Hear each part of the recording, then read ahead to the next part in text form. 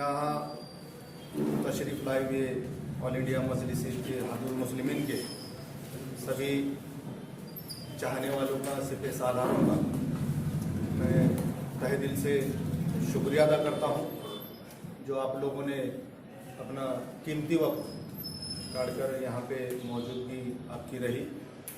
इसलिए मैं आपका फिर एक बार शहर सदर होने के नाते तहे दिल से शुक्रिया अदा करता हूँ। आज मजलिस इत्तेहादुल मुस्लिमीन के लातूर शहर की टीम देने का तय हुआ और लातूर शहर के तमाम जिम्मेदार आज यहाँ पे चुने जाने वाले हैं। अब जिन को भी जो भी जिम्मेदारी दी जाएगी, अल्हम्दुलिल्लाह मुझे इतना यकीन है अल्लाह की ज़ात पे कि आप लोग मजलिस इत्तेहादुल मुस्लिमीन की तो कामयाबी दिलाने के लिए बैरिस्टर असदुद्दीन ओवैसी साहब के हाथ मजबूत करने के लिए बैरिस्टर असदुद्दीन साहब के जो कुर्बानियाँ हैं वो कुर्बानियों को रंग लाने के लिए और यहाँ की जो सियासत है उस सियासत में अपनी भागीदारी लेने के लिए आप जी जान से मेहनत करेंगे, ऐसी मैं अल्लाह की बारगाह में उम्मीद करता हूँ। ये सियासत और ये सियासी पहल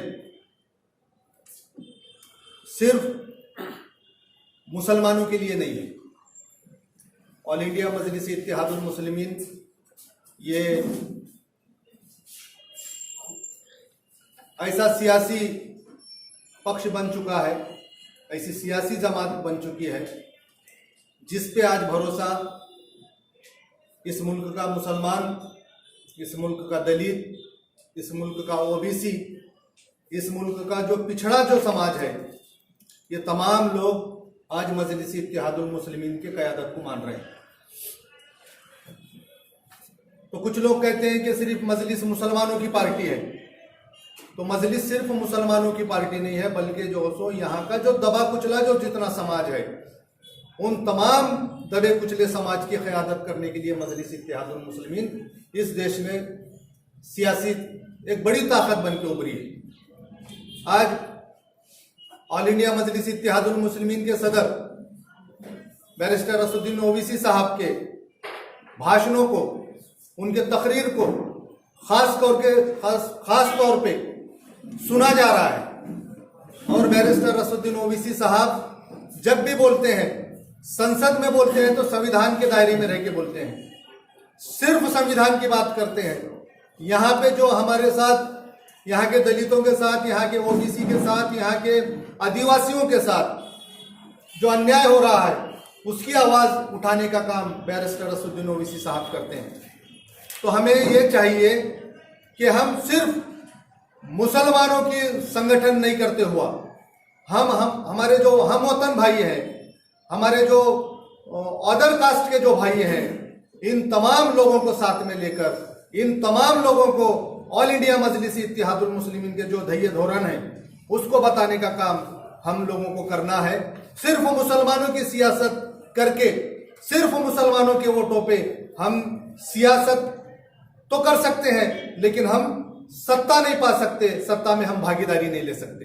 ये इस सियासी पार्टी की हकीकत है। महाराष्ट्र में एक मेंबर ऑफ पार्लियामेंट जनाब सैयद इम्तियाज जलील साहब के शक्ल में हमारे पास मौजूद है और 2 एमएलए मालेगांव से और बलिया से मजलिस इत्तेहादुल मुस्लिमीन के महाराष्ट्र असेंबली में मौजूद है। उसके बाद औरंगाबाद है या दीगर इलाके, कई नगर पालिका, महानगर पालिका में नगर सेवक, जिला परिषद में जिला परिषद के सदस्य, पंचायत समिति, ग्राम पंचायत, ऐसा शायद महाराष्ट्र में कोई ऐसा ऐवान मौजूद नहीं है जहाँ पे मजलिस इत्तेहादुल मुस्लिमीन ने अपने नुमाइंदे नहीं भेजे। हाँ, कमोबेश लातूर जिले की अगर हम बात करेंगे तो उदगीर, दिवनी और जलकोट में नगर परिषद में अपने सदस्य मौजूद हैं